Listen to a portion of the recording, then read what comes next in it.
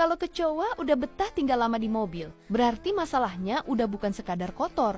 Seperti Chevrolet Spin yang satu ini, interiornya udah lama dihuni kecoa. Sampai akhirnya owner memutuskan buat ambil paket full bongkar interior detailing di Carjo Auto Detailing.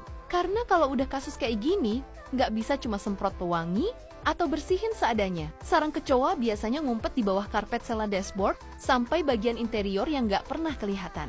Makanya, interior dibongkar total. Jok, karpet dasar, panel, dan bagian tersembunyi lainnya dibuka supaya semua sumber kotoran dan sarang bisa dibersihin sampai tuntas. Seluruh area dibersihkan menyeluruh dan dinetralkan, biar interior balik bersih, fresh, dan nyaman dipakai lagi tanpa penghuni tambahan.